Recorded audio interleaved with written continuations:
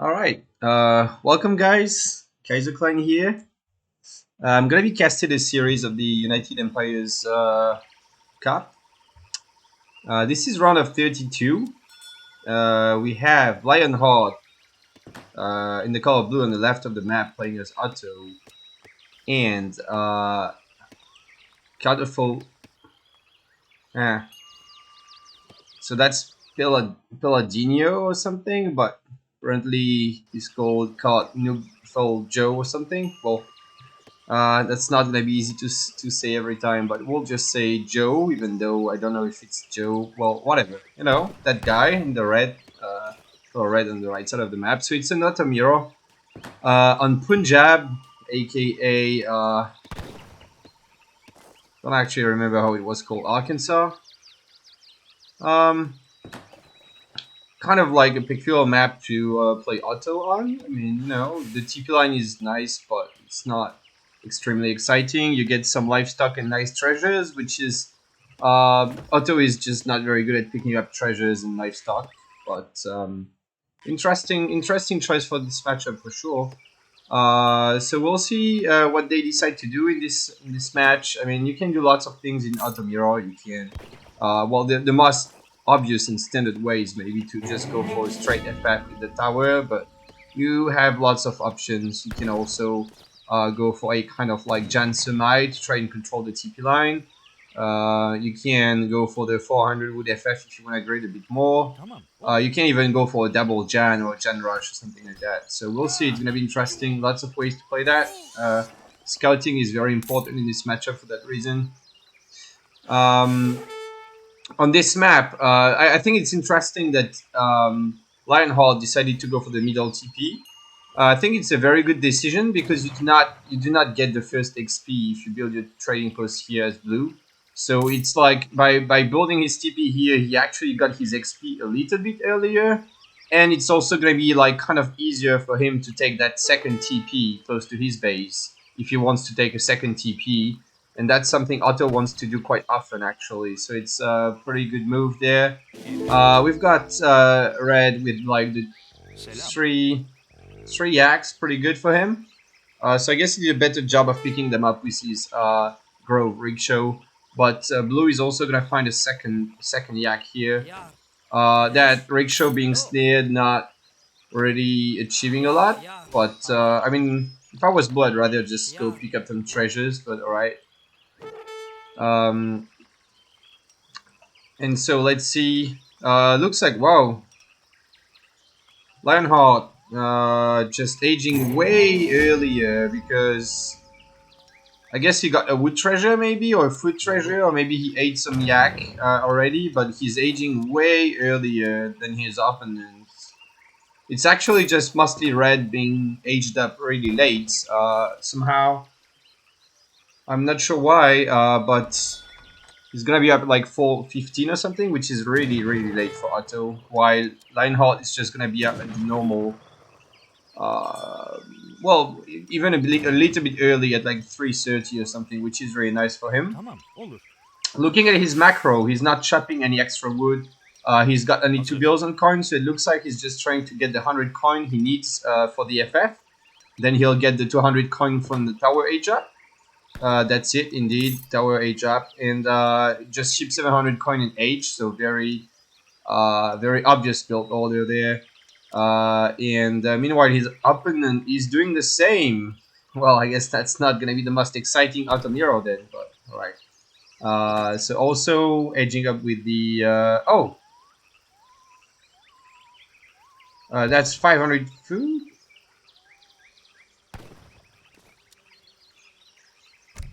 What? He's gonna trade it to wood. I guess. I mean, I don't see, like, he's got that card. Oh wow, this deck is very unstandard. So it looks like he's going for a kind of like...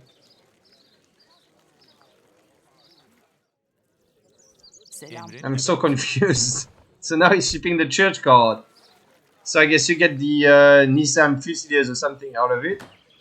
I'm not sure how much it costs, but I think it costs him food. So he might just go 700 coin behind. No, he's gonna trade food to wood. Okay, that's gonna be a funny build, I guess. Interesting. But I mean, it's gonna be really slow, right? Like, he's not really gonna get any sort of mass early on. And meanwhile, Lionheart is just up, right? He's got a forward tower too. It feels like it's gonna be really hard for like, you could punish this forward tower if you played H2 as auto, but then you have to be faster, like just go for the standard Jan kind of stuff.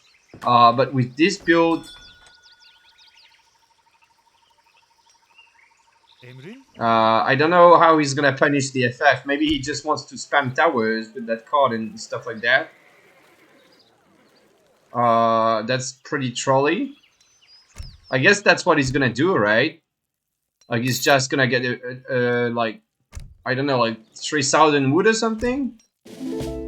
Yeah, pretty much, and just build like. No, okay, that cost a lot of wood actually.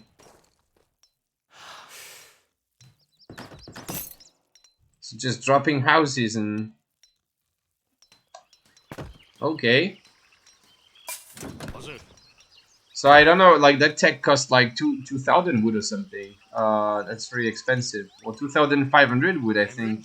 And he just gets 5 of these guys, which are pretty strong, I guess. But I mean, 15. You know, they're strong, but very expensive tech indeed. Now he will be able to ship them as well, which is nice. But you know. 15 of these guys, how much are they gonna achieve, right? Like, Lionheart is almost up. He's got a very quick FF because of his early H2 time. So he's gonna be up by 630, which is just great for him. Then he'll have a shipment ready and another one after that. And he's gonna have the Abus gun age up, actually. Which is gonna be super helpful against these guys, so I don't know what's the plan now for Red. I don't know what he's really gonna.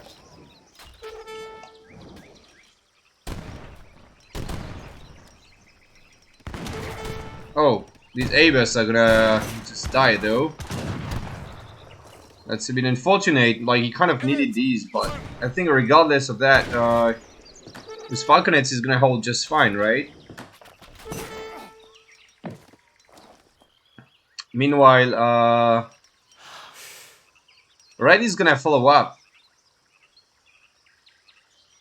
He's gonna follow up quite early. I guess he's gonna have to fast age now because he's gonna click up so much later than blue, so he's gonna have to use the fast age option, I think, which is fine. I just don't know what he's gonna do next with this deck, right? Doesn't have a lot of unit shipments.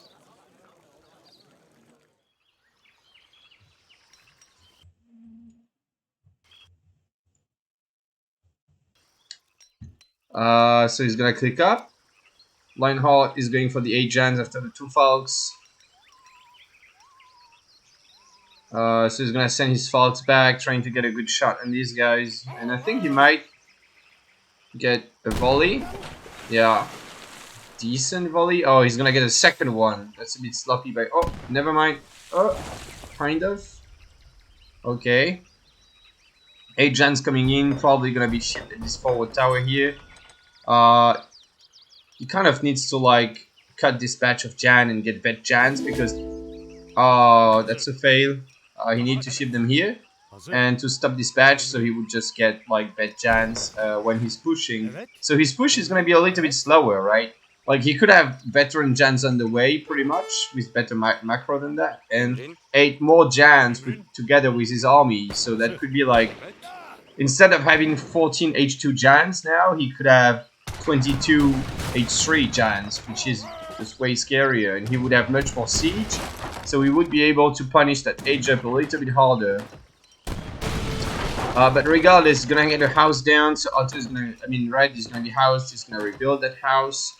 He shipped 700 wood in transition. And I don't know, it's just like these guys didn't really do anything, right? So I don't understand the point of this build. And now he's also aging slow with the 4 hussars politician. And I don't know, it feels like at this point blue could just right click TC and win, right? Yeah, I mean these girls are not even really able to, well, they will be able to gather the crates I guess, but the TC is just toast at this point. These Nissan Fusiliers are gonna try to buy time, just going around the Falconets. But I mean, it's bound to just not work. Yeah, oh wow, what? No. Okay, he tries to pop the husk. Oh, well, I mean, nah.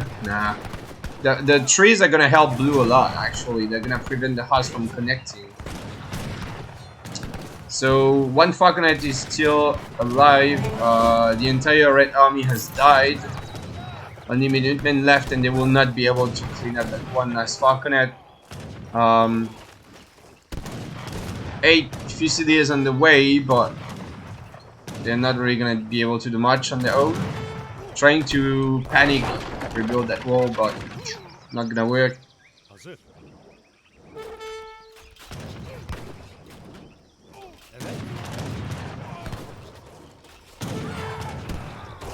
And I think this is pretty much GG, isn't it? I mean, well, I guess if blue goes back, then, well, it's still GG anyway, right? Like, red is 7 vills down compared to blue, and blue has just shipped 1k wood, so he's gonna get his claw back and rebuild, like, build 2 TCs or something. So yeah, and last effort for red, just copying this shipment and buying his explorer back. He does manage to snipe the Falconet with melee jams, but yeah, he's gonna call the GG because it's pretty much over at this point. So that was a weird strat by red. I mean, I guess it might work in some matchups, but definitely doesn't punish an auto FF at least. So I'm gonna update the scores.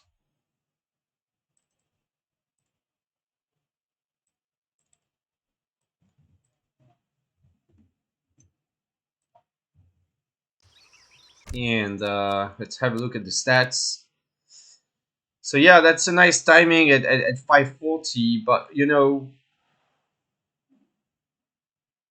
like auto is actually fast usually. You can get more stuff than that if you just go for standard Jan stuff. You might not get more than 15 units at 540, but you will get a better follow-up with more units right after, like more Jans coming in, so that gives you more siege.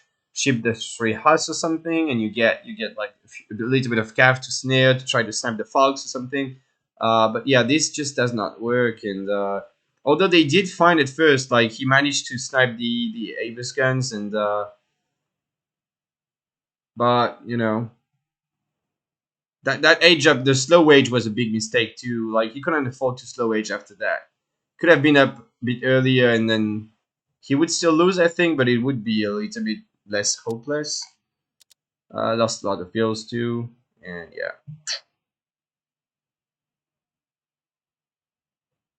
Did he find a vill treasure? Maybe I missed that. I don't know how he got the vill there. I guess it was a treasure, yeah. I didn't know there was a vill treasure on this map. I don't know. And alright, well I guess we'll go into game 2 now.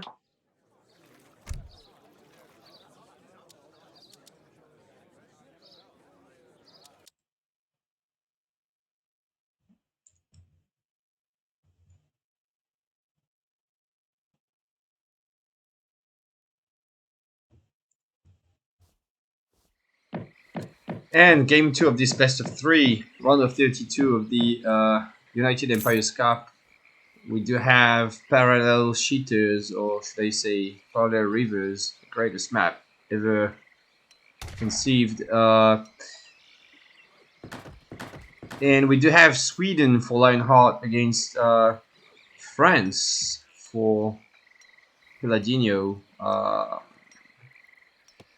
Interesting pick. I mean, usually you don't see that much friends on an OTP map. It's not the worst OTP sieve, but it's definitely not the best either. At least on this map, he's gonna be able to find the goats quite efficiently. But yeah, I don't know. It's also pretty low resources, which is not great for France. Like the hunts are scarce. So we do see a 2 tops opening straight off the bat for Sweden and a market opening for France. I'm not sure which treasures he got. Can't really check, so it's unfortunate. But he's getting coin now. I guess he got some wood or coin in base. Might have wanted to take that one. 50 foot is quite nice.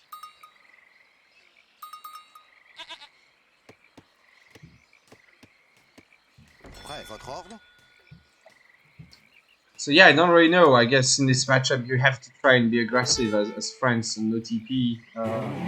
Try to apply some pressure in H2 with infantry, maybe age up to that, get the church. But yeah, I don't think you can just like go for like an FF or something. I think you have to pressure in H2. So that's a lot of goats for France, in fact. He's gonna get 9, maybe even 11 of them. And he could just build a pen. I think that's a nice option because on no TP maps, well, obviously you can't build a TP. Needs to, yeah, okay, he's gonna make another build. And as you can't build a TP, you can instead build a pen for 200 wood if you just get all of these back. He's actually got all of the goats, right? I mean, it's minus 1 of them, which he didn't pick up, but I mean, that's 0 goats for Sweden and 11 for France. So I really hope he goes for a pen. Just 14 age up at this point, not really much of a choice. Oh, I guess he just got 75 foot, so 13 is okay. But yeah, I hope he builds a pen in transition. Okay, he's gonna use 13 with a bit of idle time, but nothing too bad. Lionheart going 14 age up with quite a bit of idle time, in fact. 20 seconds. Oh, well, actually, that's... Oh, that was 15 seconds, so kind of the same as France. And just gonna make Torps and Caroleans, I guess, because that's the only thing you do as Sweden, pretty much. France still has quite a lot of CDBs and food, so I'm curious to see what he plans on doing.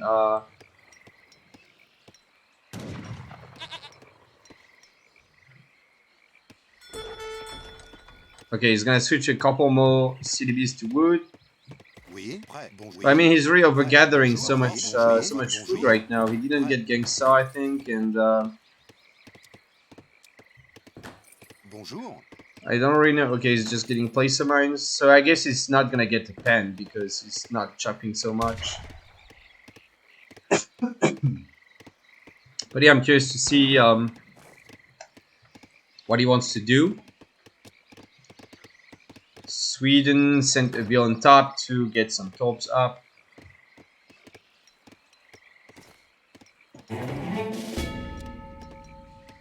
Not so much else to say about this game so far. I think he will stop chopping at 125 wood, most likely. Sending a CDB forward, probably just gonna drop a barracks here. Again, as you can see, he could have done the same with a pen, and he would totally... Like, you would have less food, but still enough for a batch of musketeers easily. Bit of a shame. That's so many goats.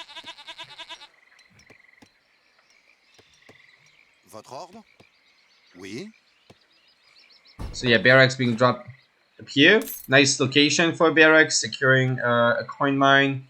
Not so far away from a hunt, just blocking the choke here, and he's got a way straight into the Swedish base. And like, as you can't pass through this water here, you can't see it that well, but on the minimap you can see that you cannot go through there. So the only way for Swedish units would be that way, which is now just blocked, or he has to go all the way around this cliff on top and then like that. So it's a pretty good choke point to control.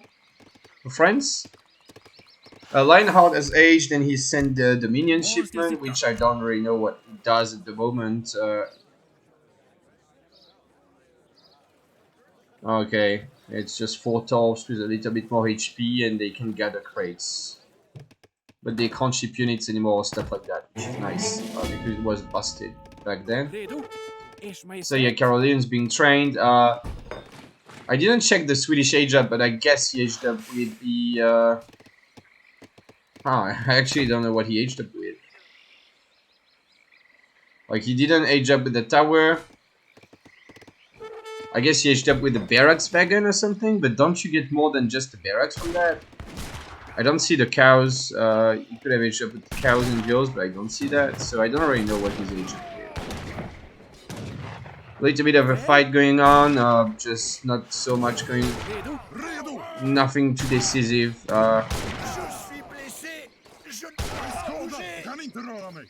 Pretty even trade. Lost looting the explorers and like 1 must.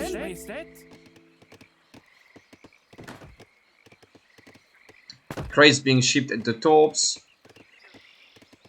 You can see how fast they're getting gathered. It's quite nice because actually when you gather 700 wood, I don't remember the math, but I don't remember if it's 100 or 50 wood that you lose by gathering it with your bills. But I think it's 50 wood. So like 700 wood is actually a row 650 wood shipment. So like he just saved 50 wood right now by having his crates gather it. His torps gather it. So it's quite nice for sure. Moss going on top, going to try and siege down the shrine, I guess. He doesn't know about them, but he can guess they have to be somewhere on this side of the map. But I mean, this is pretty passive from France, right? Like he's just like shipped 8 bows after 4 CDBs. Oh, if these Musks were fighting here, yellow would actually be okay there. But yeah, that's gonna be a painful catch. A good catch by Sweden. But already, I think 5 Musks and 8 bows would have been totally fine to fight these 10 Carolinians here. But this is almost like... And now the Musks are too late, so... Well, blue could even fight this, right? He might just kill 1 CDB too. No, he's just gonna run away, not taking any risks. Meanwhile, losing a torp, but I mean, he just killed like 8 bows for 1 or 2 Carolinians, which is a very, very good trade. And he's not gonna mind losing that 1 torp or 2 torps so much. Yellow gonna try and find the other torps. Pretty risky move, I think, not keeping all his army together. Like, Carolinians are a bit faster, so these Musks could get picked off quite easily by them. So I don't think you really want to be splitting your Musks that way. And these Carolinians are coming back here, so yeah, you know, that might just make a difference.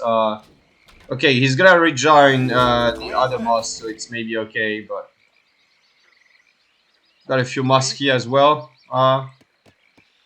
Friendship 700 coin. He also does not have a church, so you know, already playing kind of low eco. No church, no pen. Shipping 8 bows, then 700 coin, and just not really doing much with the units. Besides burning down a couple of torps. So I think that kind of already plays into Sweden's hands. Because like he had plenty of time to go essentially max torps. Now he's gonna be able to ship blueberries on top of it. So he's gonna get a really nice eco and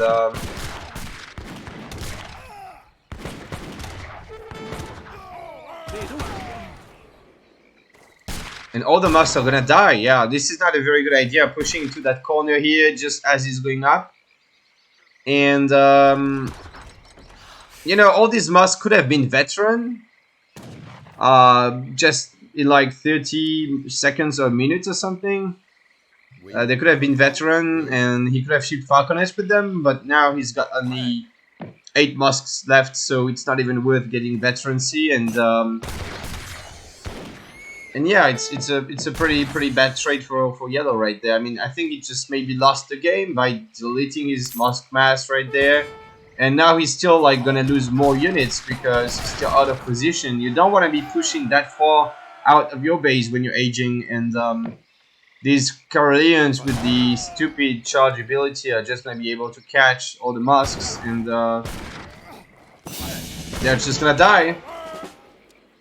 5 more Musks popping, but that's still not nearly enough units. 8 skirms being shipped. The second barracks trying to go up. I don't know if it will be able to. No units in queue.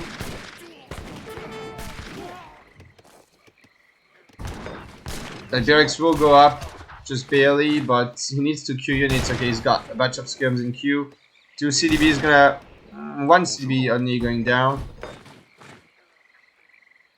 But like, the thing is, you kind of need Musks to block against Caroleans because they're faster, especially when they use the charge. And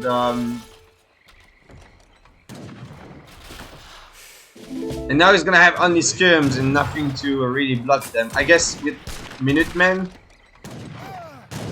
Okay, blue is gonna pull back. So this could be a pretty good trade for yellow if he just micros, but looks like his skirms are gonna get cut now, and that's not too good for him. Losing 4 skirms for like 4 or 5 Caroleans, so good trade for blue. And I think meanwhile he's just able to wage, right? Yeah, so Sweden's just gonna be up, white also getting a batch of 10 Caroleans because he's got an insane eco now. Like he's maxed at 20 torps. He's got blueberries on them, so they're gonna gather just faster. Like each of these are like a villain and a half or something at this point.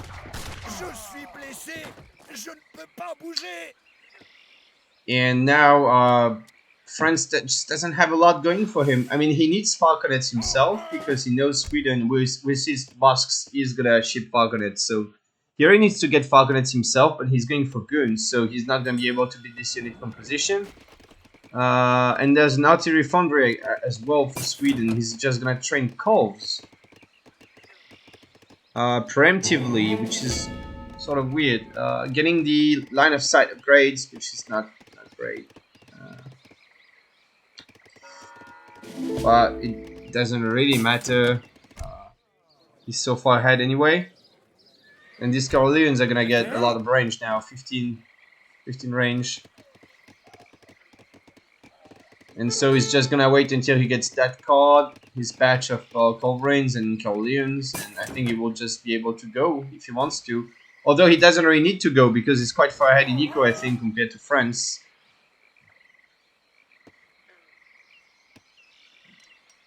And it's reflected in the scores. France just falling behind.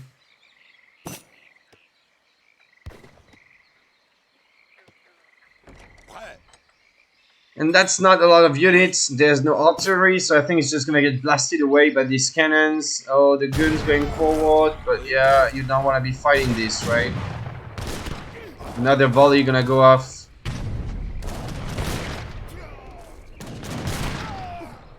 And this is just not what France needs at this point.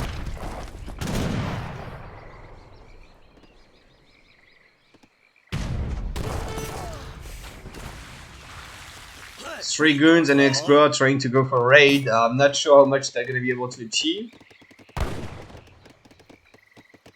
And yellow calls the GG, so that makes it 2-0 for Lionheart, and he's moving on to the round of 16 against someone. I don't know the brackets, and I don't have the link for it right now. So, but he's moving on to the round of 16 anyway. Yeah, there was a really sloppy game by France, if I'm honest. You know, just like deleting his entire army while he's aging. Already deleting 8 bows here, and then, you know, like Sweden barely lost any units in H2 until France was aged up and got the skirms. And then he just was able to remass so much. And just out booming quite hard. when he finally maxed his torps and got the berries in.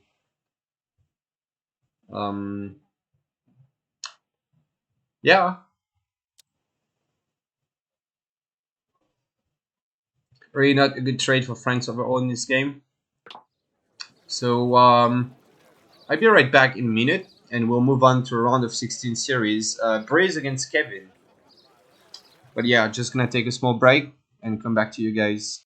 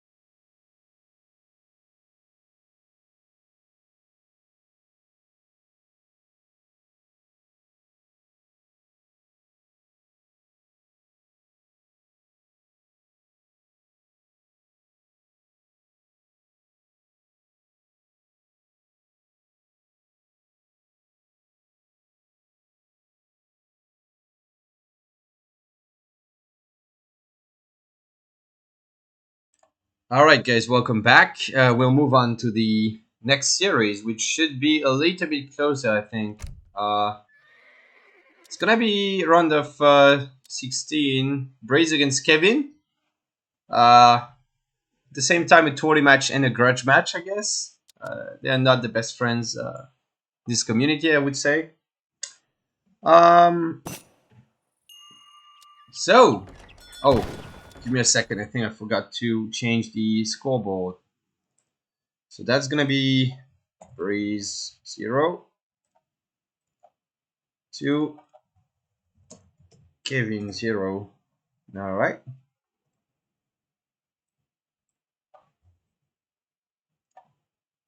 And move that a little bit, I guess.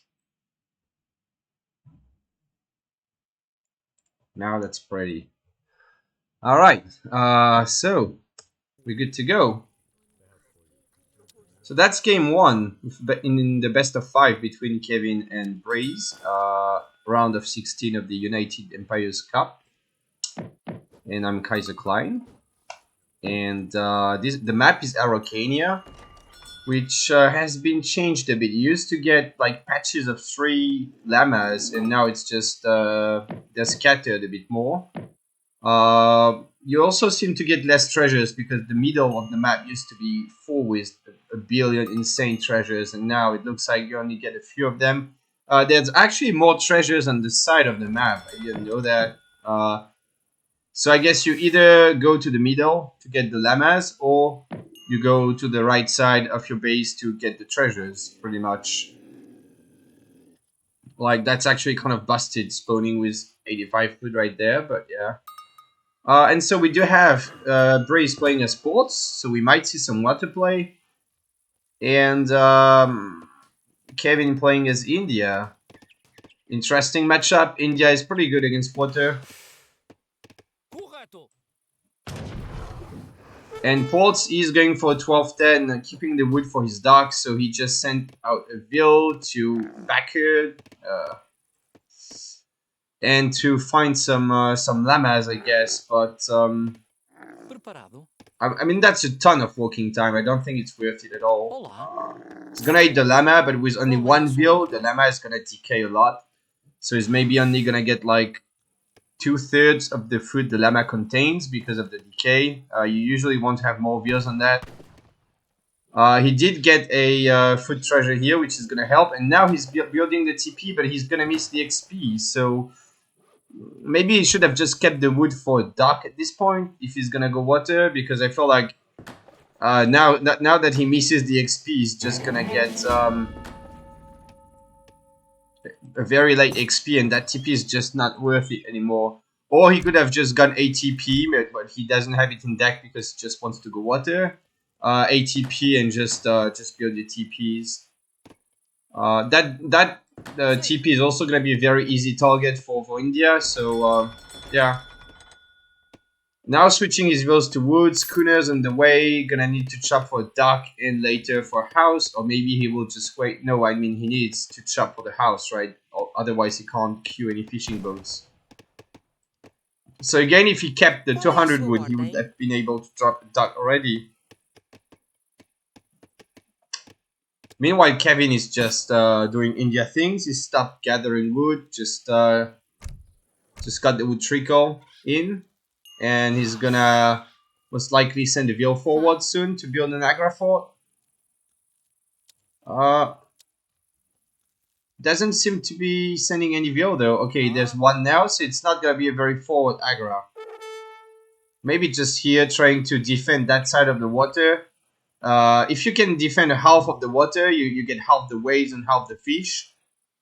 So it's probably good enough. You don't really need to push that part, I guess.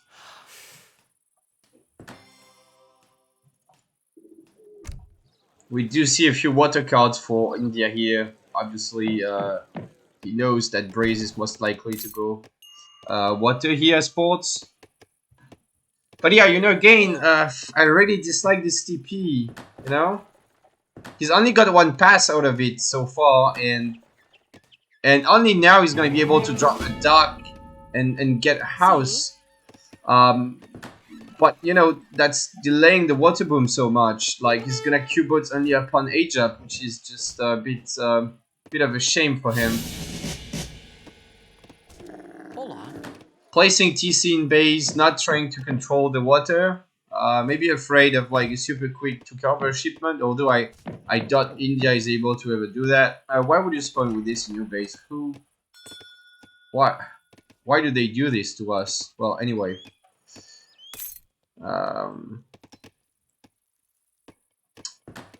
TC going up in base, so playing it safe. Probably not gonna go for a huge water boom at this point, right? If he doesn't defend the shore with the TC, and with that Agra controlling the part of the water here, I don't think Ports is able to go for a huge boom, but he's still adding a second dock, so we'll see. Kévin got the market. Not adding a TP or anything just yet. He's got 8 llamas though, which is quite a lot of XP income. It's gonna be nice for him. And Ports is gonna start rolling up along the TP line. I wonder if there's a gap here. Maybe. So India is up, gonna get 2 sepoys. Does he know about the TP up there? No, he does not. So he's not gonna go burn it. It's a bit unfortunate for him. Because I think the only target these 2 sepoys can get would be that TP, so... But he's gonna train more sepoys, maybe gonna try to burn that wall down and go pressure a little bit. Force a reaction from ports. And so now the water boom is starting to kick in. He's already getting lots of boats out. Going for 600 wood after 700. It feels like he doesn't have enough wood just as of now. Probably also because he wants to wall up, and that does cost a bit of resources. I don't know, it feels like a lot of wood though. I don't know if he's really gonna spend all that. I mean, he will eventually spend it, but... I wonder if, like, rendering plant is not just straight up better for that. So he's gonna stop chopping wood and just prepare for an age up, I guess. Split his wheels on coin and food and yeah, try to age. with 700 coin next, I guess.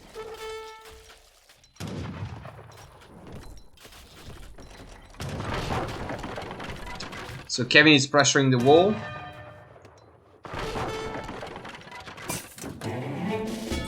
But now he realizes that there's a second layer behind, of course. And so he's going back. Gonna try to go around. And so we do have 700 coin coming in for ports here. Gonna prepare his age up. Gonna get one house that he does not need just yet. I think that should be more fishing boats instead.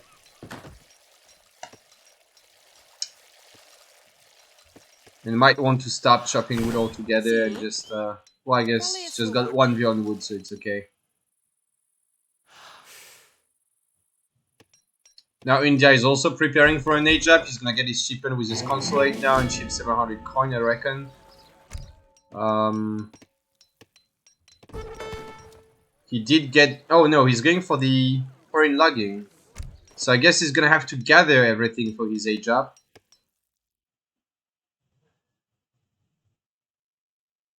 Which is gonna be pretty slow, right? But he will get a nice eco because he will get the Ottoman consulate and get the 4 wheels, I guess. He probably has most of his market upgrades as well. But yeah, he needs to switch more wheels to coin if he's gonna gather everything.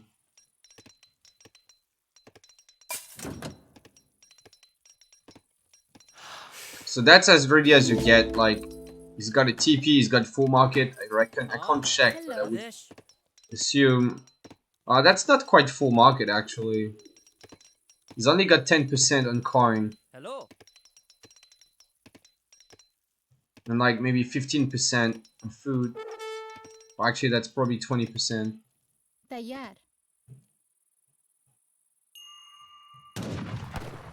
But he's far from the 30% on all resources that you can get in here. Is it? Yeah, it is 30.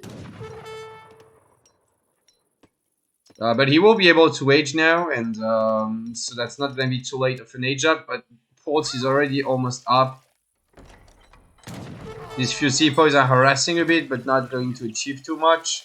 Ports is sitting on 22 fishing boats. They don't have any upgrade though. He might want to get the at least the gill nets or whatever it's called.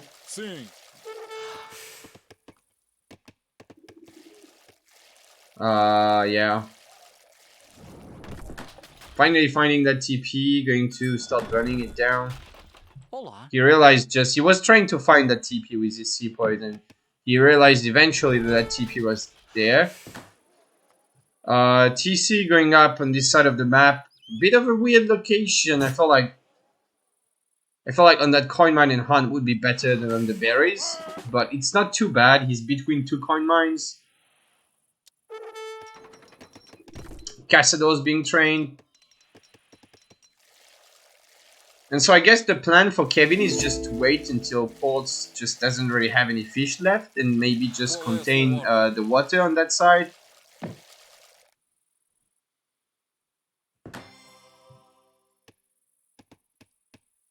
And just go for the Sepoy, Siege Elephants, Gorka kind of composition. Try to slow push the TCs and stuff, contain. So he's already playing quite passively, which, you know, you don't really want to be that passive against Ports on water. So we'll see how it goes. Barracks being added. He will need that barracks to upgrade his units. He's aging with the Tower of Victory, which is gonna give him, I think, inspiration and 800 wood.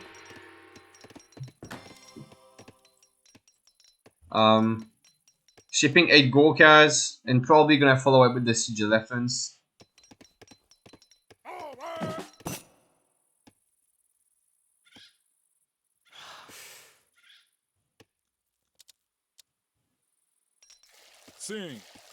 Meanwhile, these boats have been upgraded. He did get the 2 the 2 duck upgrades, and now he gets rendering plants. So now you can see they're gathering almost twice as fast as they used to. So that's faster than like a V on steel traps. That's like a CDV and steel traps or something like that, or almost. So it's really fast. And well, since Kévin is not really applying any pressure, Braze is just gonna go industrial, which is like to be expected. And I don't know how Kévin is gonna deal with that. I mean, he doesn't really have much of a plan so far. He's just adding a TC, getting siege elephants. He might be able to get that one forward TC down while he's booming yourself, so that would be a good start, but I just don't know how he's gonna deal with the oh well, there's no heavy cannons in deck. Which is kind of weird. Like, I don't think you need the fort. Get heavy cannons instead.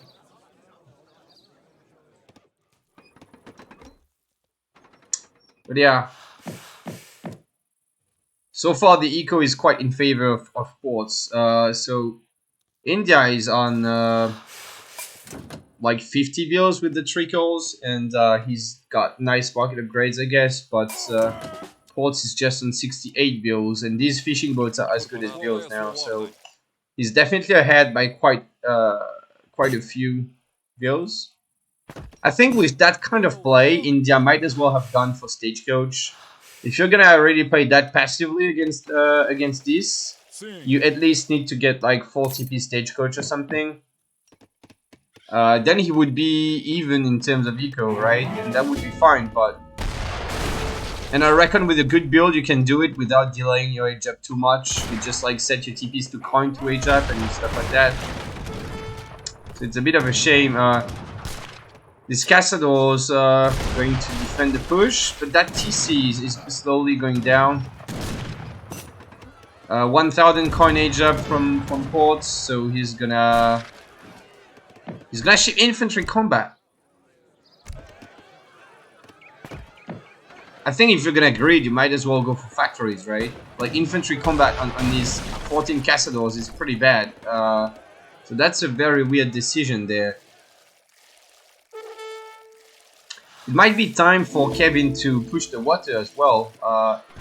Like, Braze is out of fish on his side, so if there would be a Streaker Rebel shipment, for instance, he could always bring them back close to his Agra, right? So he could just be fine there and just raid all these fish, and I think Streaker Rebels would be great.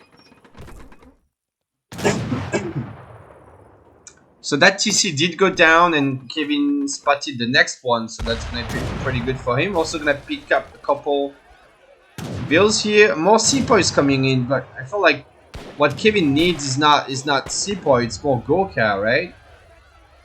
Explorer being brought back to snipe a sepoy. I'm not sure it's actually good. Because like he traded 200 coin for a sepoy, so that's definitely not a good trade. Big batches coming in though, some red coats, more Gorkha. These Cazadors are busted, I mean buffed by the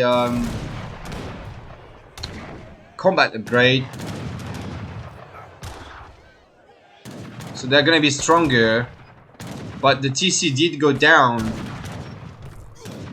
And it feels like if Braze just went for heavy cannons, it would have been fine, because 2 siege elephants take about forever to kill 2 heavy cannons. And if they try to go forward too much, you just bring your Cazadors forward. So with heavy cannons, you could have avoided losing like 2 TCs there, I think. Now if Kévin would just like push on the water instead of ignoring it so much, I think he would be in a good spot. Like if he cleans up all these fishing boats, Braze is in like a pretty rough situation actually, because he's gonna fall behind in eco if he loses these, and India could follow up to industrial soon.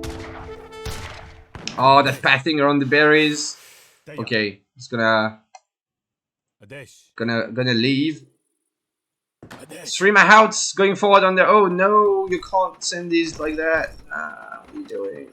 No. You can't do that. Okay, he's gonna realize it, but he showed them. So now Braze is just gonna sit in base and not actually delete his army to them. So bit of a shame. Gonna repeat this once again. Kévin, you need to. Okay, well, I was gonna say you need to go underwater, and he just drops a duck, 2 ducks.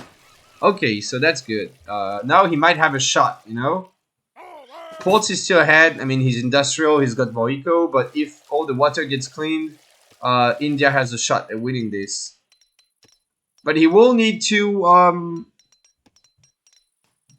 either age up or get really a huge army and clean up.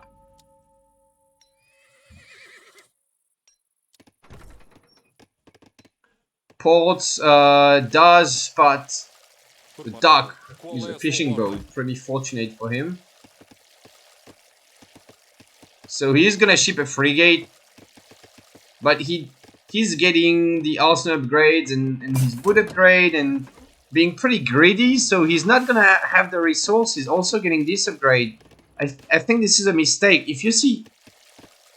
Well, he sees only 1 duck, to be fair. He doesn't know there's 2 of them, but, you know, he could have just trained some warships as well. But now instead he's just going to have only 1 frigate, and I don't know how much that 1 frigate is going to be able to achieve, right? There's going to be 3 caravels here and a frigate popping, so that's going to be big sad for Breeze right there.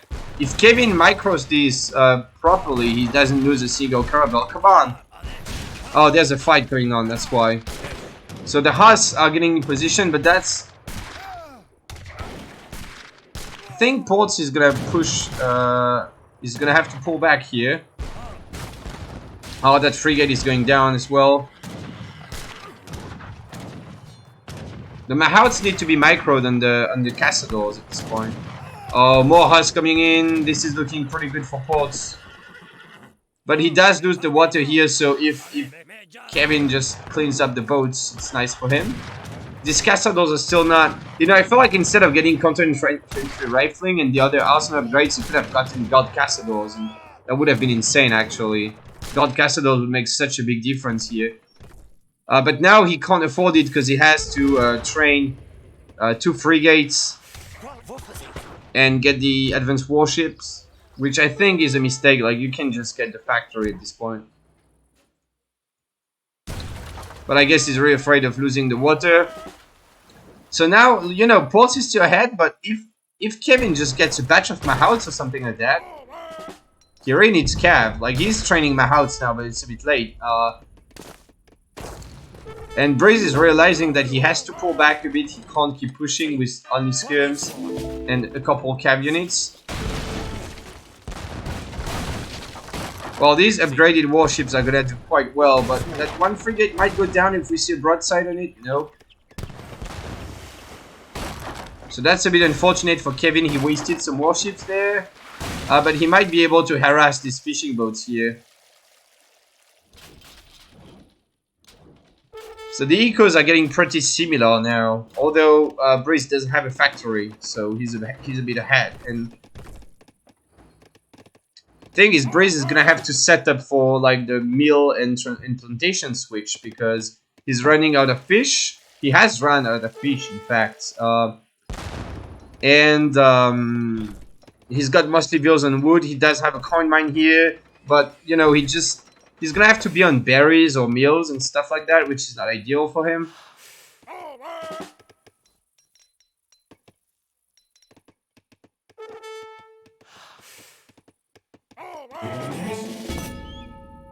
And Kévin is nowhere near aging, and that's a big problem for him. He will need to age eventually. If you look at the scores, you know, it's actually not too bad for India.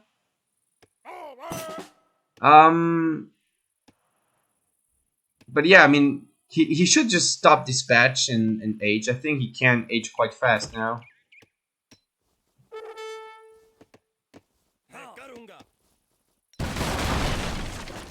Oh, that frigate is very low HP and it's not being targeted. And it's siege elephants. Oh, it's gonna get retargeted. No, yes, it is. It is siege elephants, barely out of range, I think. Oh, that's a good move by Kévin, but it's annoying. The thing is, the frigates are so big that it adds extra range, so you can shoot at them from further away, and so these units can't reach. And that's a bit of a problem. I think that should be reworked somehow. Like, you should be able to at least like defend the coast with these guys. They have less range than frigates, which is a bit annoying. So maybe they should get more anti-water range or something, like a special warships attack with more range. So yeah, Brace is gonna have free reign on the water. He's gonna be able to gather from the 4 ways we have, which is gonna be 16 fishing boats on there. Eventually gonna get the weight oil upgrade, I guess. And now we do see God Hustles, God Castles coming in, and I think this is not gonna be holdable for India. I think this is gonna be a very rough trade for him. Sepoys at this point are quite rubbish against upgraded God Castadors.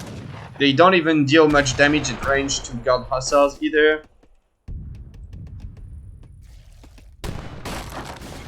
2 castles being dropped, but they're, you know, like, Brace doesn't even need to clean up the shore. All he needs is to keep gathering from the waves. That's all he wants, and Kévin can't really do anything about that.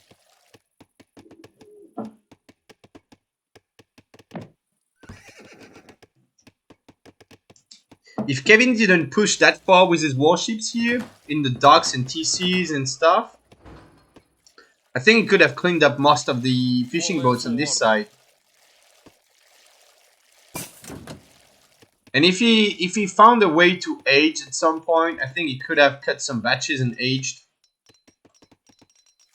He could have been in a good spot, but you know, like, there was a point where the game was close, but now Ports is just getting really far ahead, so he's just got the church upgrade.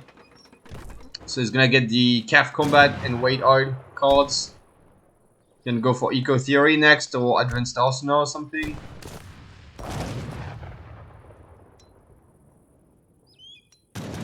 Might want to stop having his factories in coin though, as he's obviously misbackroad.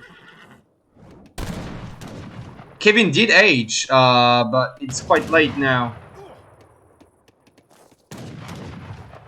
He's also taking a fight just as he's aged. Okay, so he's just trying to buy time, but nah, that's no good. He can't just fight when he just aged. He needed to get his upgrades and just sell food or something, get guard Gorka at least, and then try to fight. The choke here is pretty good, but meanwhile his Mahouts are just doing nothing and dying.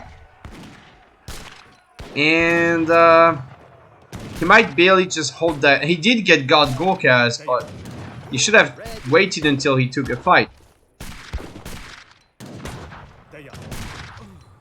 These units are probably just as strong, roughly.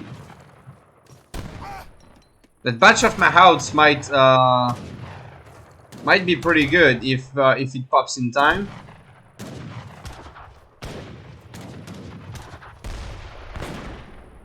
Siege Elephants adding a little bit of damage.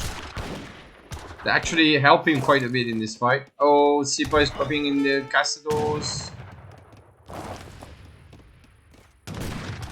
Okay, this could be good for Kévin. I don't know if it's enough. I mean, he's really far behind, so I don't think it really matters, to be perfectly honest with you. But this is as good as a pop as he could hope for. I think he should have cancelled the Gorkas to get a full batch of Mahouts. That could have helped. Oh, and Yurm is popping as well. And the batch of Gorkas popping now. So this is going to be a cleanup for India, but at what cost, you know? Like, he now cleans up, but until that point he took a pretty bad trade. But this is what he needs. Now he's able to clean up and get a mass advantage.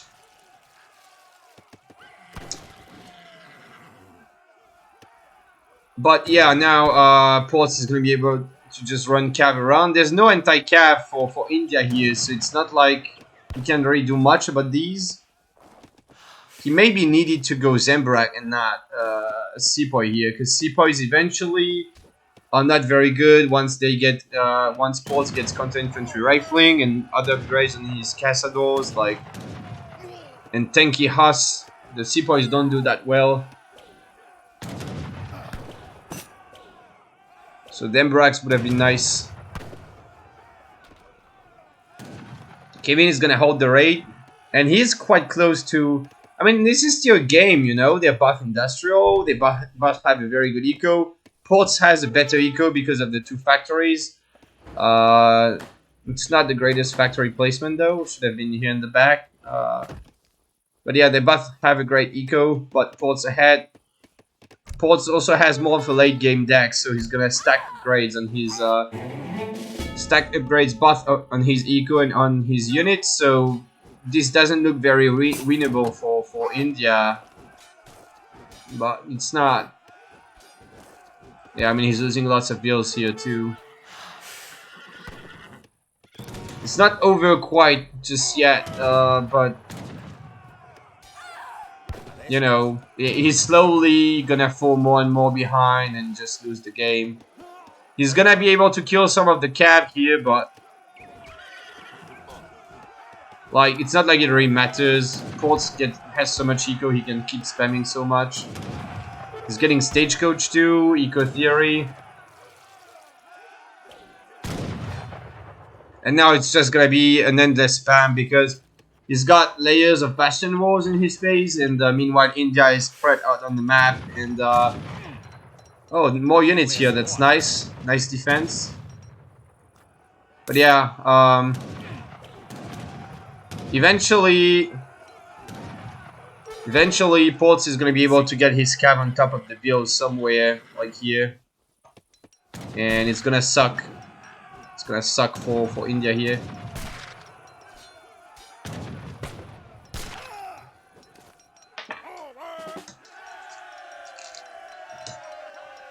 And these Gorkhas are now being cut. The Cav died here, but half of the Indian army is behind, and these Gorkhas are getting wrecked.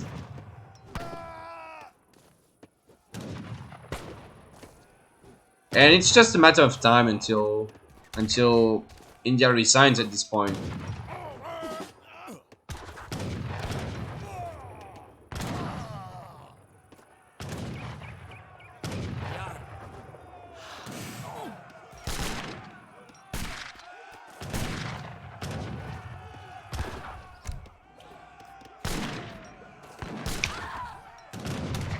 Training a monitor too, so he can nuke the Agra fort and the castles. This monitor is gonna be super strong. It's got several upgrades on it already.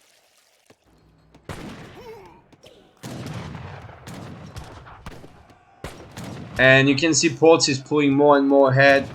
He's now 20k score ahead. I don't think there's a world where India can come back from that.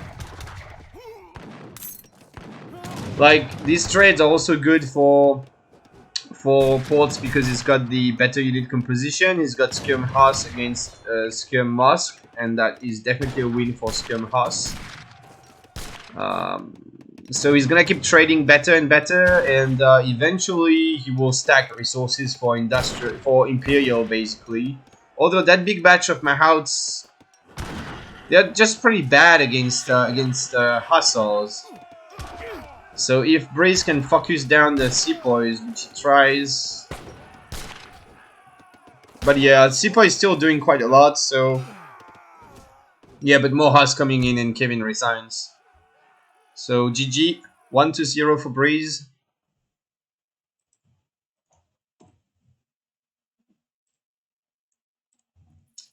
So yeah, that was a long game. Quite long game, not super long, but quite long. And you can see that India just didn't take very good trades overall, except that one where he cleaned up with the Mahouts and Euromis there. But you need to do more than this, like to take better trades to deal more damage if you want to beat the water. He really needed to push that pot of the water earlier here.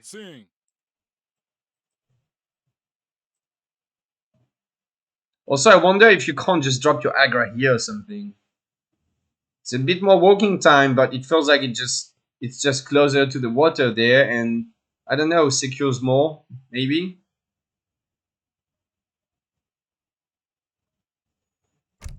And we'll see that India eventually catching up to Nico, but it's too late. Ports just got ahead industrial way earlier. More upgrades, more stuff. So he just outgathers by a lot. So we'll move on to game 2 in a second. I'll be right back.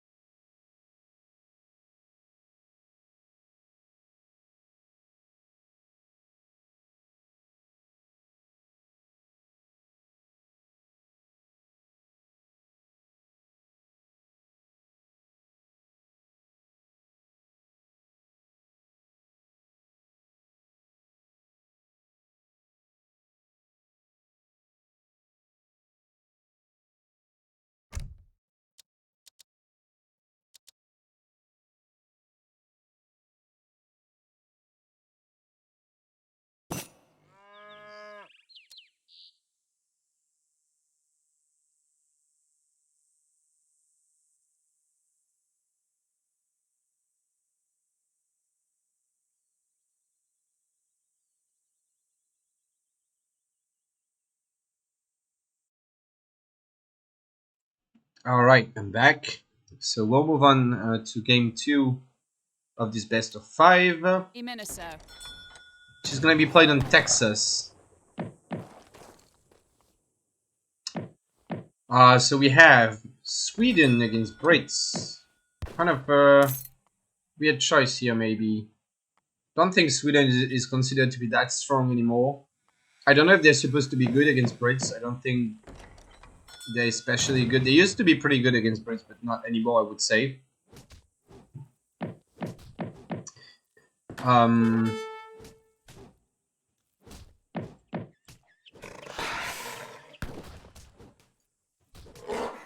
But yeah, because Brits had to pick Brits first, and yeah, so Kévin decided to counterpick with Sweden. Alright, we'll see how it goes.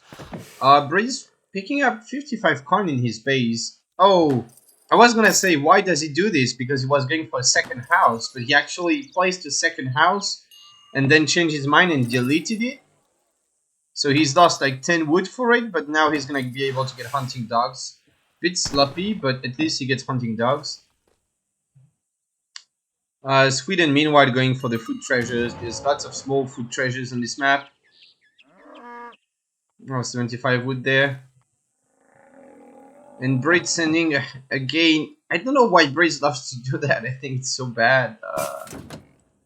Like, he just sent a veil all the way on top, so that's like so much walking time, and he's maybe getting like one more cow that way, but it doesn't even make up for the walking time, I think, and it's so far away from his base.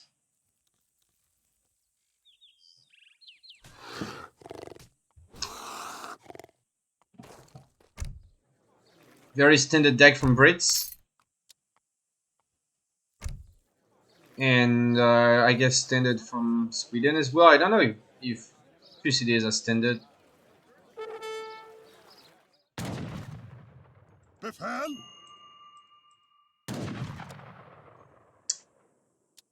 And just building 2 torps.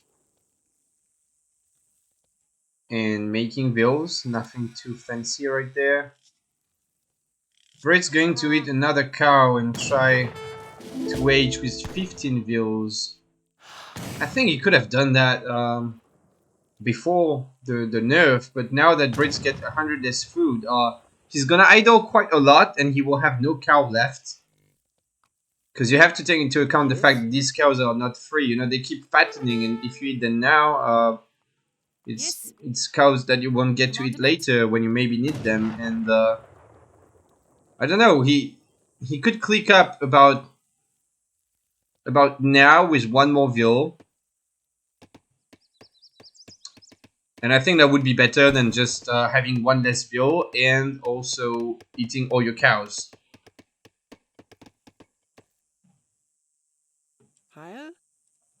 Getting Gangsa now because he's got the market, which is nice. Kevin's also aging. He aged up with 13 veals, so maybe he also ate cows. I didn't quite see that, but that's... I think that's very early, right? He's aging even a bit earlier than Brits. But I don't know how much idle time he had for that. I think the standard is like 14 or 15 age up. Depending on your treasures, but yeah. Maybe he deleted a cow to the torps or something. Oh, classic.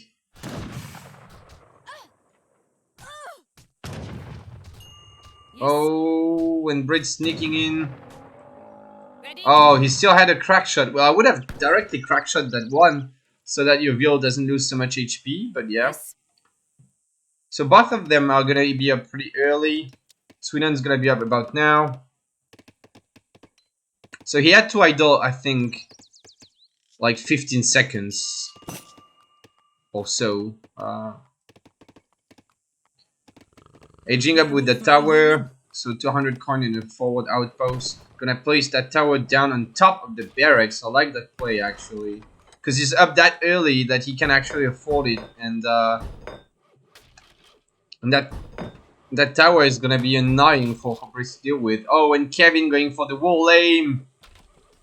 Just pulling a breeze and breeze. But he needs to not do this. Hello. When you do this, you need to first like build all the walls a little bit and then finish them, because now, well, that gave Brit some time to actually counter wall, but I guess it's too late. So I guess this is gonna be pretty good for... I think this expert should be sieging the tower, but yeah, I think this is pretty good for Sweden, right? I mean, every unit that pops here is gonna be shot by the tower. And they're gonna be blocked by the walls. And Kévin gets essentially line of sight of everything that Breeze has popping, which is great. Oh, and going for the Fusilier cheese. He knows there's longbows here. I don't know if he's gonna try. I don't think he should pop them in the tower. I hope he pops them in base. Yeah, you need to hide these guys, right? 3 of these one-shoot a veal, even if they have great codes. So you need to like go around all the way and like come and snap these veals, essentially. So this is interesting by Kévin, really. I like this play. But meanwhile, you know, he's going pretty low on eco. He's training crossbows, which is not great for his eco. Like, that's wood he could invest into torps.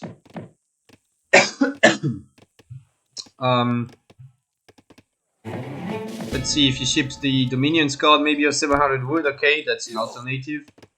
And he did pick off 1 veal there. Oh, and another one gonna go down. And another one. Breeze playing a little bit slow. Oh no, okay. I thought there was a veal still there, but he did pick up 2 veals, but meanwhile also losing 2 veals, so pretty even trade. And you know, that's when you would like to have cavaliers, right? Because they're faster and they can be more aggressive, or like mosques, you know, so you can like go really forward and walk on top of these units. But crossbows with the explorer, if he sends his explorer melee to the longbows, would be pretty good for him. More crossbows popping. Fusiliers walking behind the Brit base. Brits is kind of out of hunt soon. I think this is going really well for Kévin. I don't think you want to take too much TC fire. These guys are really low HP and expensive, so losing one of them is not great. Might have wanted to not commit that much under the TC and just keep denying the hunt here, maybe. Oh yeah, go to that location is also like a pretty good idea, right? And Kévin not paying attention, so he's gonna miss the bills. But he did clean up all these units there, and at the end of the day, Brits just doesn't have a lot of units left. Gonna snipe a Musk. And he's on low eco too. Like he's got only 6 manor houses on the map. Sweden is also on 6 torps, so it's pretty evenly bad eco. Probably Brits is still ahead because he shipped 5 builds. So yeah, I would guess he's ahead in eco. Market going down. I don't think that's the right time for market, if you ask me, because it looks like he's looking to push. He's shipping 3 hus. So I feel like if you're gonna do that, it's not the right time to invest into a market here. Maybe he could have built a stable and tried to get a decent batch of hus. Or maybe he could have just gone for the leather cannons. 2 Fusiliers, gonna be able to snipe another Ville here. Shoot! Okay, but we're gonna lose 1 Fusilier, not too great. But he's buying so much time here, and I think meanwhile he might just want to push the front base. I think when you know like there's like all these musks and back there, you might have wanted to pull all these units and right click the tower maybe.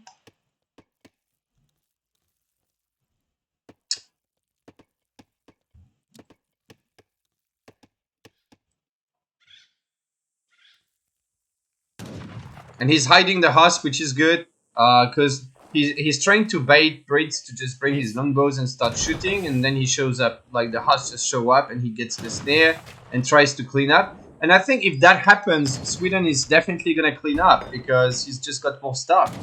5 more crossbows joining in as well. The 1 Fusilier is also joining. And yeah, the hus are now showing up, and that's gonna be an unfortunate timing for Brits because he's got 5 more longbows popping and just not a lot of musketeers here. They're all 4 HP, but it's just 8 of them. So if Kévin can micro well enough, he can totally clean this up. Meanwhile, the Musk cleaning up the outpost, just making sure there's no stuff popping out of there. I think Kévin needed to be more aggressive there. He could have tried to clean this up for sure. He had so many more units here. 3 hus for the snare and a lot of crossbows. Being a little bit too shy there, and giving Brits time to pop like big batch of longbows and ship 6 of them. But at least he forced the Minutemen, which is a small win. I mean, it's a good win, but that barracks is gonna go down before the longbow pops, or maybe that longbow will just pop and die anyway. Yeah, but 5 longbows popping here.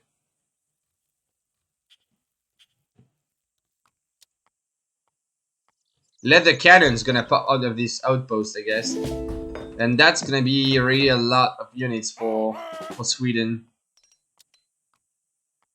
and just a better unit composition.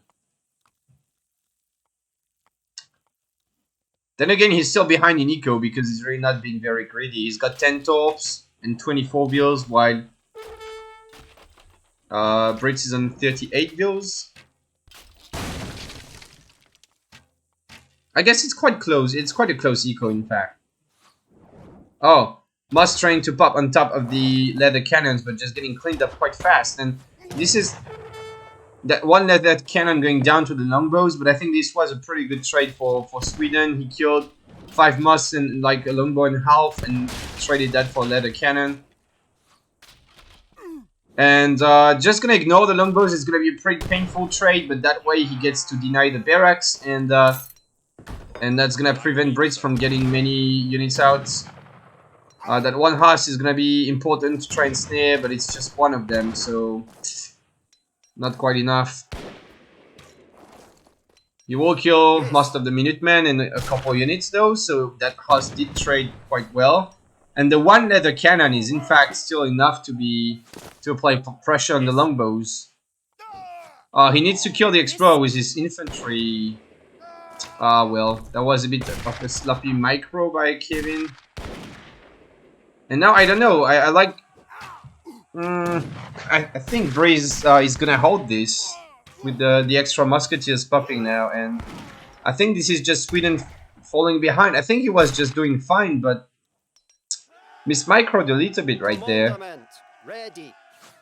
But it's still a game. But I think Briggs is just ahead by now. Maybe he wanted to switch to an artillery foundry at some point instead of training more crossbows and just get more leather cannons out instead. Would have been quite nice, maybe. 600 wood has been shipped. Adding the stable. Yeah, he really needs that stable. I think he should train crossbows from the wood too, instead of Caroleans, and just get a batch of Huss and try to take a fight.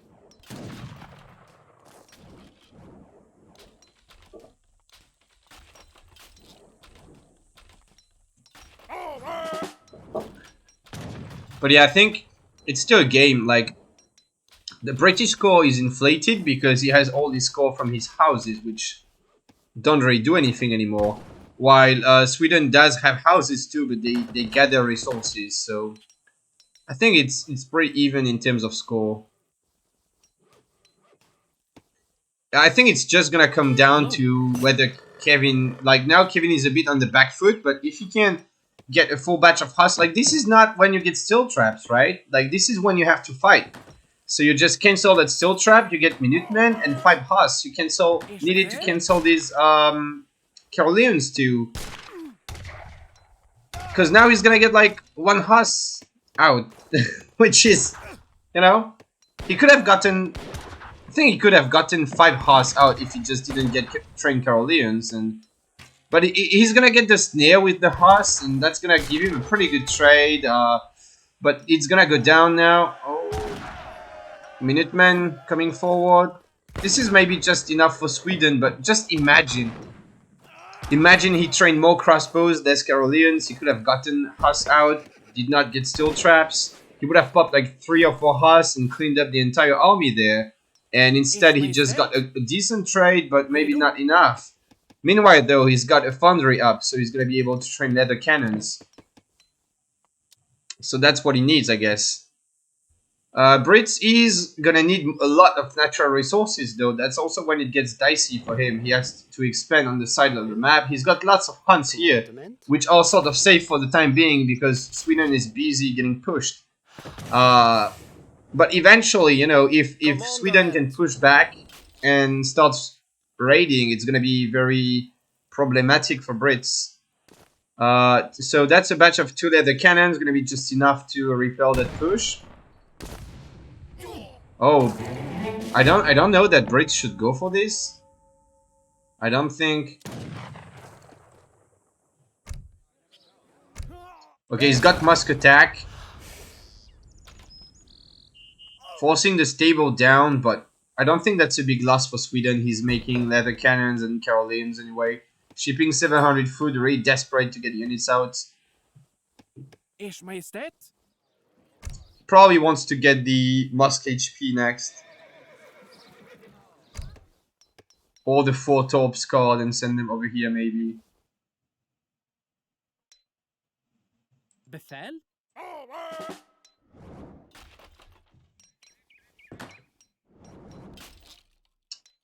And Brits is gonna start sieging down the Torps. But he needs to be careful not to get cornered here. But he's got line of sight from the longbows. So I think now, yeah, I think this is the fight that Brits wants. He's just got way too many musks. There's 4 leather cannons now, but there's not enough infantry to protect the cannons. So, well, I mean, they're gonna trade quite well, right? They're actually trading extremely well. Really well microed by Kévin, pulling them back, just hit and running. And that, you know, that's just for everyone who says like, oh, leather cannons are rubbish, they're useless. I mean, no, they're cannons in H2, even if they have low attack. Like, you could see just how well they do, right? If you can split them a bit and just pull them back because they move so fast, you can hit and run with them. And that's exactly what happened. And I thought Breeze would just get the flank here with his masks. But that was a pretty good unit control by Kévin, and instead of just losing the game potentially, I think he just gotten himself ahead, right? Because Breeze is also aging, which is very risky. He's got all his vills out on the map. Yes. Why did he push and age at the same time? He could have gotten like 10 Huss instead and cleaned this up so bad. But so yeah, Breeze making it really hard for himself to win.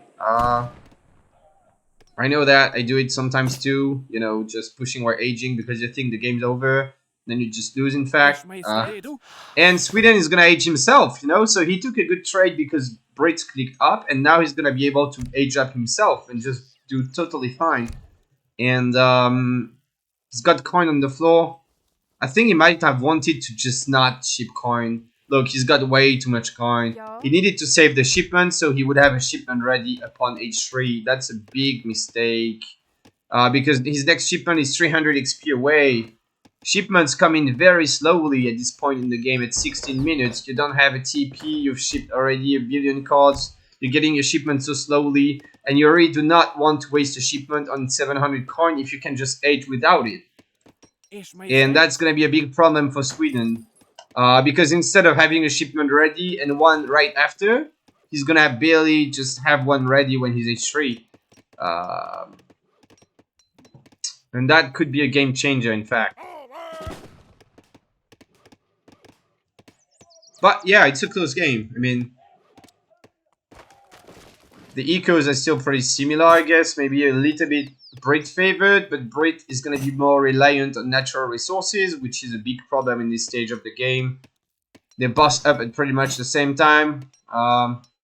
7 longbows popping from the age up. I guess Brit is still ahead. But I mean, yeah, it's going to be a cannon war, so if it all comes down to who can micro his cannons better at this point, I guess. But yeah, Brits is still definitely a bit ahead, like he's got more units and a bit more eco. And he still does have some hunt. Like, this map has too many hunts. They always put just too many hunts on D. It's like, either you have no food or you get 1,000 hunts, and that's just too many, right? Like, he's still got like bisons here, here, here. Some deer, some more bison, some more bison. Right, that's just too many hunts. They need to stop doing this. Anyways. Kévin added a second barracks. Shipping the falconets. Befehl? These tops are not... Yeah, I think he's like he's really behind in eco because these tops are not working and he doesn't have... Like, these are actually useless. And these soon to be useless. And they don't have blueberries or ironworks either, so it's not like they're very, very good.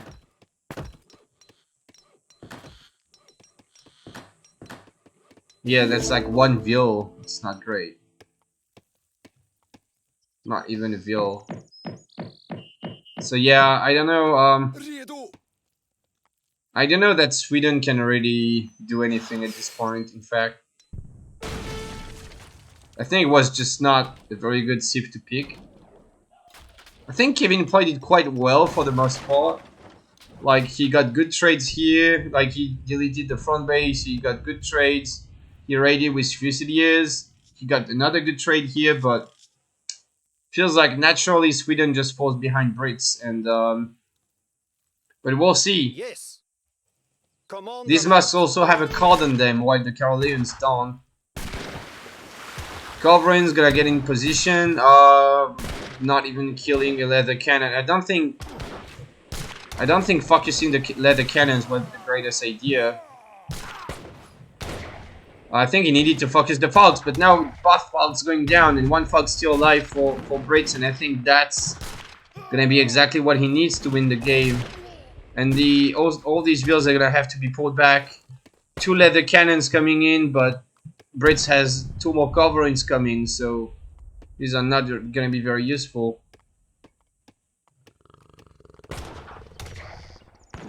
Brits shouldn't really chase these. Like, he's got culverins behind, he doesn't need to actually chase. But I don't think it matters. Sweden has fallen too far behind.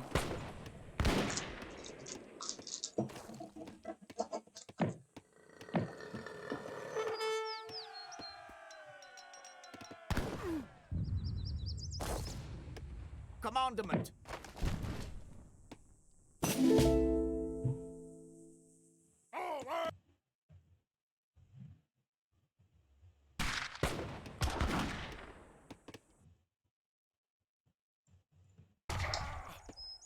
And yeah, don't know what else to say about this game. I think it's just over. Last effort, chipping Caroleans here.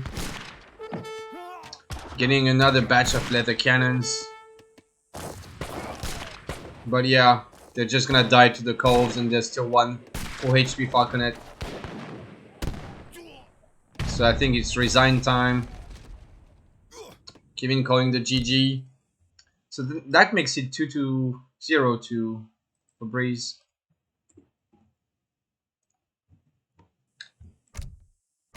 And we'll have a quick look at the stats.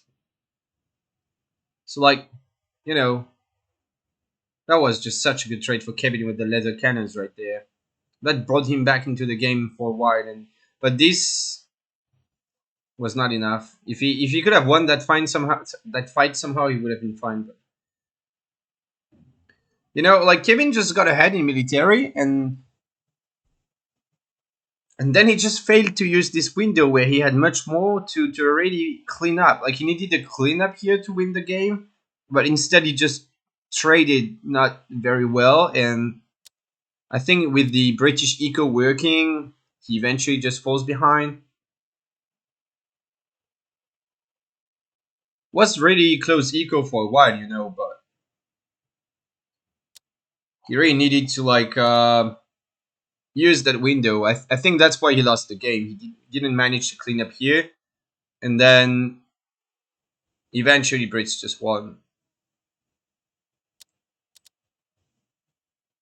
Despite killing 1-2 vills, like a few vills here and there, you know, not the heaviest British boom. Like 29 vills by 7 minutes is actually really low eco for Brits.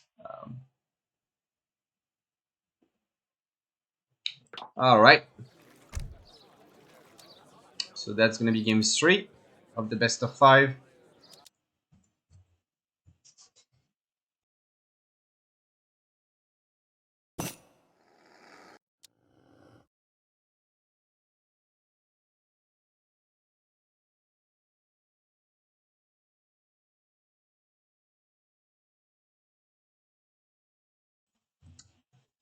Yeah, so game 3 in the best of 5 between Breeze and Kévin.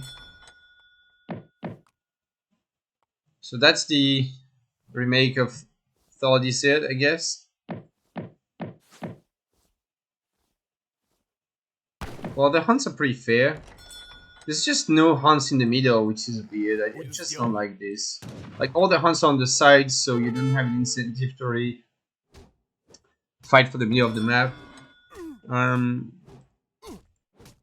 Anyway, it's gonna be Russia for Breeze against Japan for Kévin. Looks like so Breeze picked Russia, and Kévin counterpicked with Japan, which is surprising to say the least. Then again, this matchup is not as one-sided as people make it, but I wouldn't say that Japan counters Russia either, so it's a bit of a weird pick maybe. But we'll see how Kévin plays it. So he's opening with the market. I don't know if he's got the... He needs to get the food upgrade though. And build a shrine. Like, it's just floating wood and...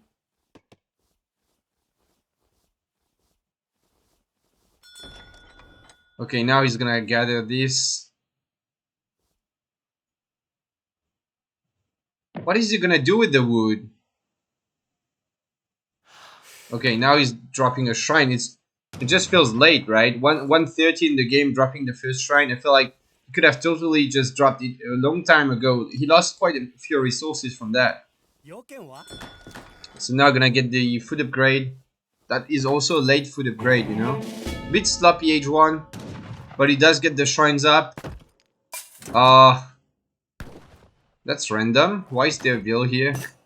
Don't really know. Pushing the hunts away, but I don't know if it's far enough to not be attracted. Probably. Yeah, now it is, definitely. So that's gonna be a shame for Kévin. Again, I don't know why he had to come all the way up here. Could have just dropped like a shrine in his base directly when he opened the game. And then another one maybe here or something. Oh, he should have... Brace does get the coin. I think Kévin might have been able to Divine Strike that, right? If he just kept attacking with buff Explorers.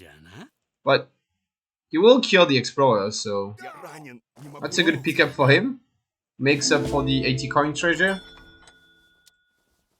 Meanwhile, Russia is just not going for a market or anything, just going to age. He's shipped the Wood Tricker already. He's got 100 XP, I think that's why. But he didn't find any food treasures, I think, so he's not really going to be able to age quite early. So he's going to idle a bit. And here we have Japan. He did get 85 food, I think, so he might just be able to click up now.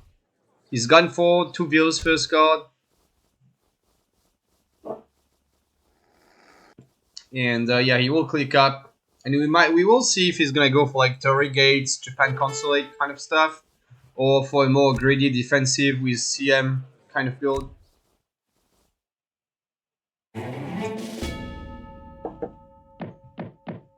So that's a Toshugo Shrine.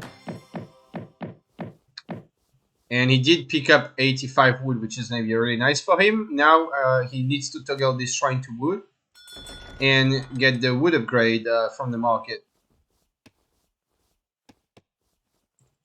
But I don't think he's going to get the wood upgrade, which is unfortunate. It's so cheap.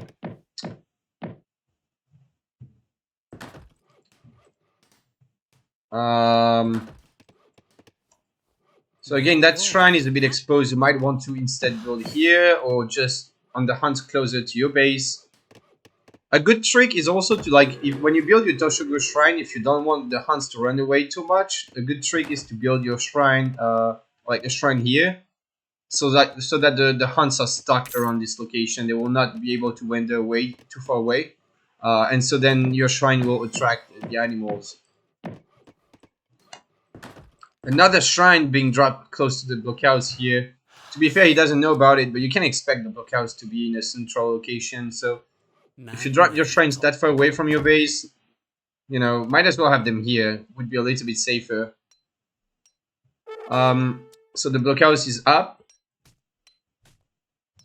Looks like Russia is either going Musk or just planning on getting steel traps upon age up and Q straight hits. We'll see.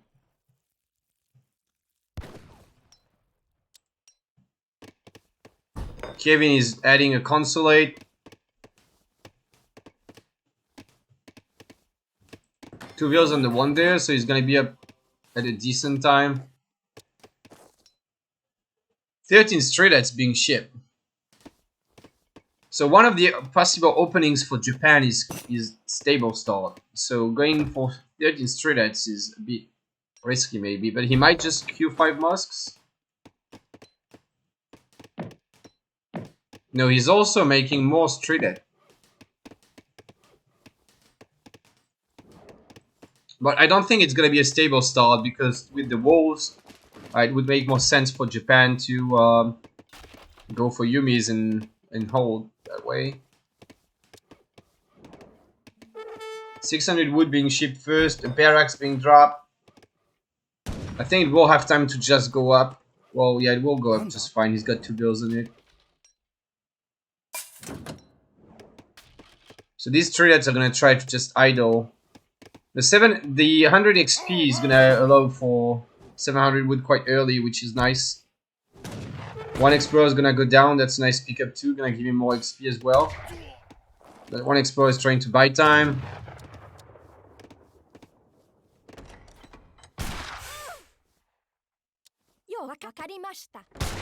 Oh, that's sad. Losing a wheel there. Probably gonna lose another one. Nope, not going to. These shinobis though are extremely strong against like straight edge kind of units.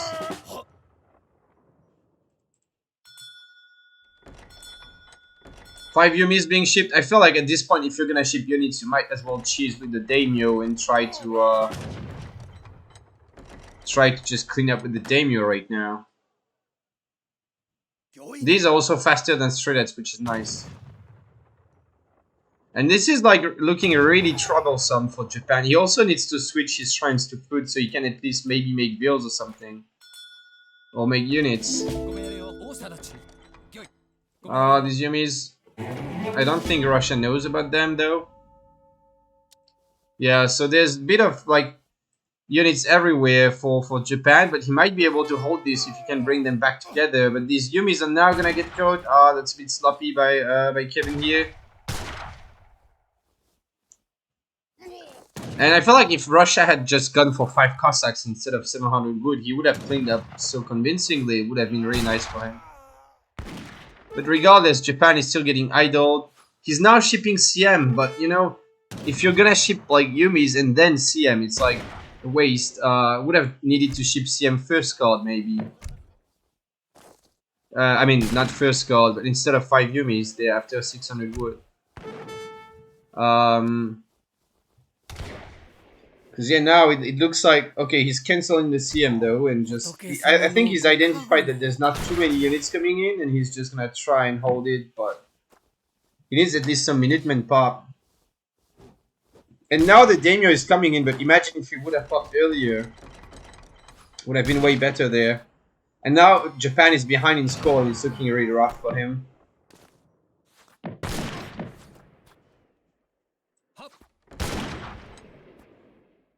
This is not the kind of trade Japan wants against Russia.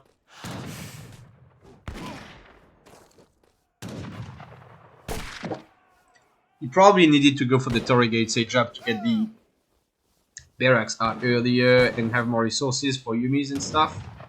Or just open Nagis and train clubs from the consulate.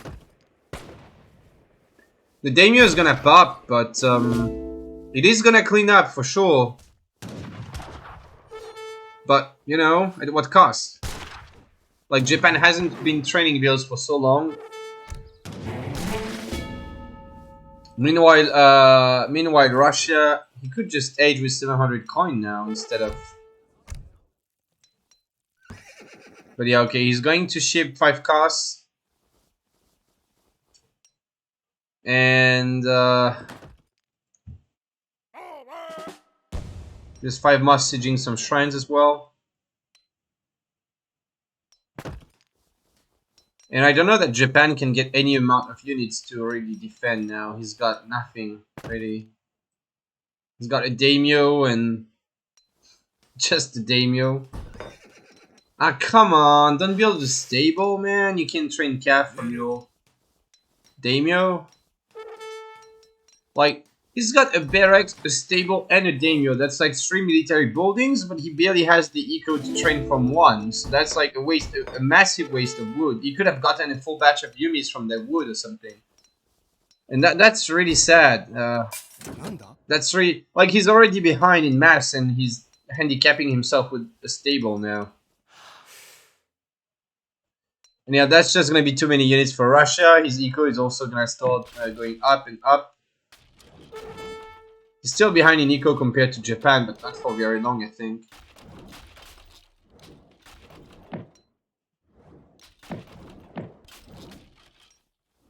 And there's a stable here. So, gonna go for boyars. And he knows he doesn't really need mosques except the 5 he gets for sitting down the shrines. Just because, like, there's no way Japan can get any substantial amount of cav after the damage that Russia has done, right? Like, at very, very most, and that would be surprising, he would get 10 Nagis and the daimyo.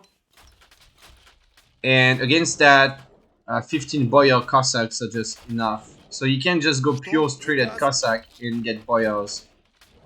And there's just no way, Japan can ever fight that.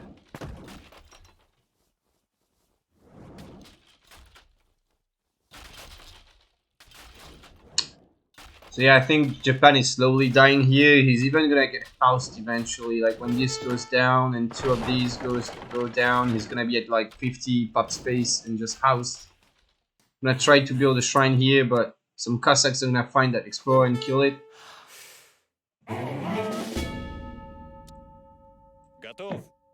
This one is also probably not gonna be able to build his shrine.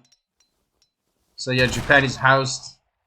He's got 5 ashes in queue. And at this point, Russia can pretty much just right-click the TC. Japan has the better unit composition, kind of. He's got Cav and Ashes, but he just doesn't really have a lot of units, so...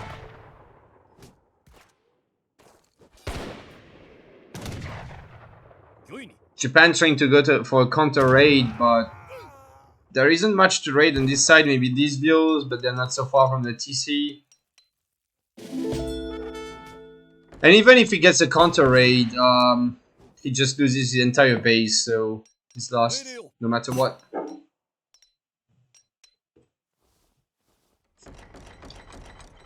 Russia even getting cav HP on his Cossacks, so they're gonna be very strong. These are almost hustles, basically. Except they're cheaper, they take 1 pop and they have 30% range resist, but a bit less HP. And that's a nice raid, but it doesn't really matter at all. And meanwhile, oh, Japan losing possibly just even more vills, getting stuck around the cherry orchard, not able to go into the TC. And Kévin's just gonna call the GG, and that makes it a quick 3-0 for Breeze. I've seen Kévin play better than that, but I don't know, maybe he's just a bit rusty or something. But that was a quite one-sided series. Well, the first what was game 2 again? I can't remember. I'm so bad. Oh, it was Texas. Yeah, actually, games 1 and 2 were rather close. It felt like Sweden. Sweden and India. So Kévin was behind most of the time, but it was rather close. But this one game at the end, Kévin just messed up. Really, he didn't age early enough, and then he went too greedy. Like made too many shrines. Went Toshogu shrine as well. So resulting in him, he kind of played it the old way, which was kind of bad, like the old Japan way, where you get your first batch of units at 6 minutes, and against Russia it just does not work. There are faster builds nowadays for that. So yeah, not much to say about this. He's just getting outgathered because he can't gather with his builds, getting outmassed because he just can't make units, and yeah, GG.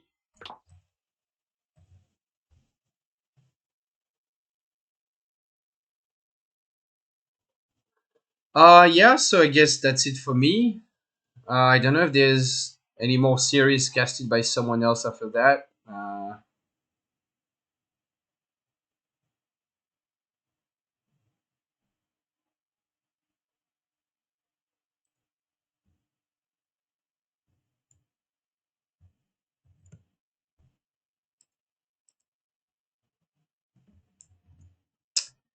For round of 16, there's only my series and the Breeze against Kévin one. So obviously, I'm not gonna cast my own series. So I guess that's it for today.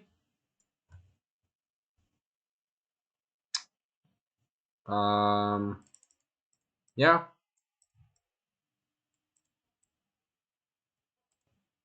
I might stream. Oh, I don't know. Maybe not. Maybe not just yet. Maybe later. I don't know.